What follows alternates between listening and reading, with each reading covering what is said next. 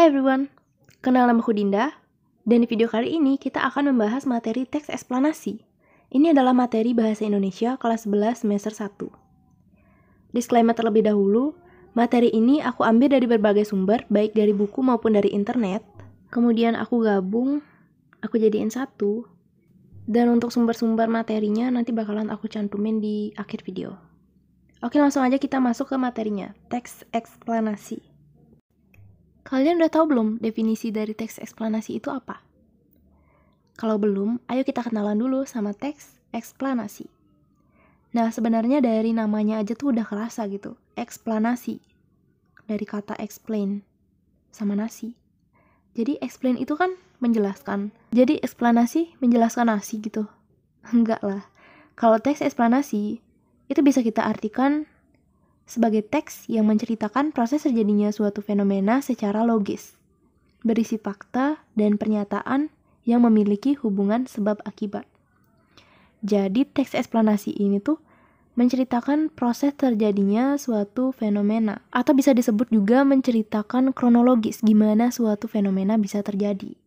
Nah, karena dia menceritakan suatu kronologis, maka di sini kita menggunakan pernyataan yang memiliki hubungan sebab akibat. Jadi kita bisa tahu nih sebabnya apa dan akibatnya apa. Dan juga karena dia menceritakan suatu fenomena, maka harus didasari dengan informasi yang berdasarkan pada fakta dan bersifat logis. Nah, dari definisi ini tuh sebenarnya udah jelas tujuan dari teks eksplanasi itu apa. Jadi teks eksplanasi itu bertujuan untuk menjelaskan atau memaparkan gimana sih suatu fenomena bisa terjadi.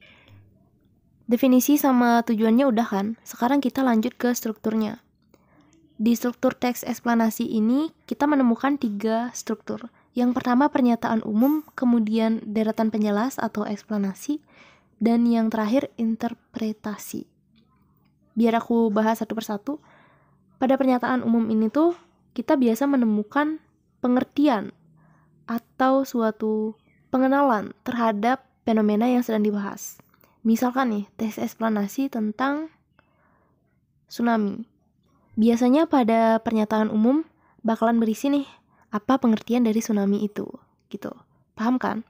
Nah, selanjutnya deretan penjelas atau eksplanasi. Di sini tuh bakal lebih memerinci lagi gimana bisa terjadi suatu fenomena tersebut.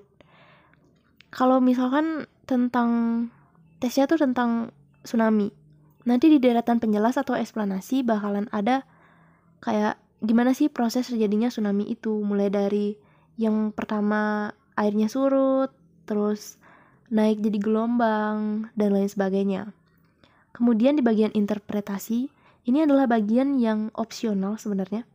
Dan di bagian ini biasanya bakalan berisi kayak ringkasan atau simpulan dari bagian-bagian sebelumnya, gitu. Untuk strukturnya nanti bakalan kita bahas lebih lanjut lagi. Sekarang kita akan beralih ke ciri umum terlebih dahulu. Suatu teks pasti ada ciri umumnya. Begitu pula dengan teks eksplanasi. Nah, di teks eksplanasi itu sebenarnya aku nemuin banyak banget ciri umum. Cuman aku nggak bisa masukin semuanya di sini. Jadi aku cuman bakalan baca beberapa aja. Yang pertama, informasi yang ada di dalamnya adalah fakta. Yang kedua, hal yang dibahas berhubungan dengan ilmu pengetahuan, bersifat informatif dan tidak berusaha memengaruhi pembaca, terdiri dari pernyataan umum, deretan penjelas, dan interpretasi. Nah, sekarang kita lanjutkan ke kaidah kebahasaan sama cara menyusun teks eksplanasi. Untuk kaidah kebahasaannya aku juga nemu banyak, tapi aku nggak bisa nyantumin semuanya di sini, jadi aku cuma nyantumin 10 kaidah kebahasaan dari teks eksplanasi. Mari kita baca satu-satu. Yang pertama, menggunakan kata bermakna denotatif. Yang kedua, menggunakan konjungsi kausalitas.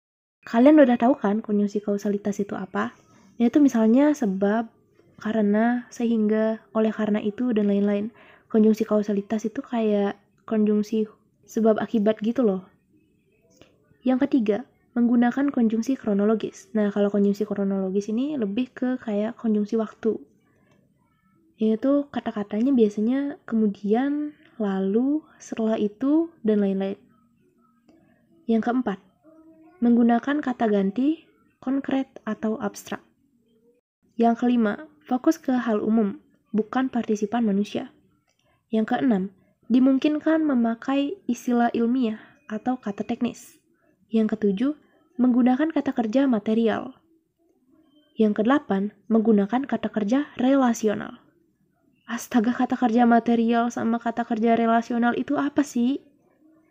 Oke, jadi kata kerja material itu adalah kata kerja yang mengacu pada tindakan fisik atau peristiwa. Sedangkan kata kerja relasional sendiri adalah kata kerja penghubung yang berfungsi menghubungkan subjek dengan pelengkap. Misalnya adalah, ada, menjadi, merupakan, dan memiliki. Yang kesembilan, menggunakan kata kerja pasif. Ini tuh biasanya berawalan di atau ter. Dan yang ke-10, ditulis untuk membuat justifikasi bahwa yang ditayangkan benar adanya. Oke, kita beralih ke menyusun teks eksplanasi. Jadi ini tuh berisi langkah-langkah untuk menyusun teks eksplanasi yang baik dan benar. Aku udah urutin ada beberapa langkah di sini. Yang pertama, mendaftar topik-topik yang dapat dikembangkan menjadi teks eksplanasi. Kemudian yang kedua, menyusun kerangka teks dengan cara menomori topik-topik tersebut sesuai dengan struktur baku dari teks eksplanasi. Yang paragraf-paragrafnya dapat disusun secara kausalitas kronologis.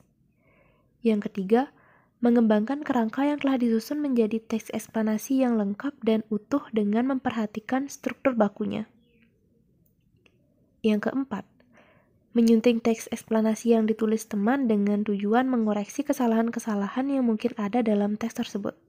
Hal yang disunting menyangkut isi teks, struktur, kaidah kebahasaan, dan ejaan atau tanda baca.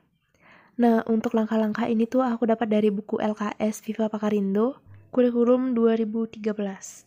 Gimana? Udah jelas belum untuk kaidah kebahasaan sama cara menyusun teksnya? Kalau sudah jelas, kita langsung membahas struktur teks yang tadi. Jadi kita bakalan bahas struktur teksnya lebih lanjut dalam sebuah contoh teks eksplanasi. Nah, untuk teks eksplanasinya ini tuh aku ambil dari salah satu situs di internet, yaitu dari cerdika.com. Judul teks eksplanasinya adalah Pelangi. Di sini disajikan pernyataan umumnya. Untuk pernyataan umumnya di sini tuh biasanya berisi tentang pengenalan atau definisi dari suatu hal yang dibahas. Nah, dalam kasus ini kita membahas pelangi kan.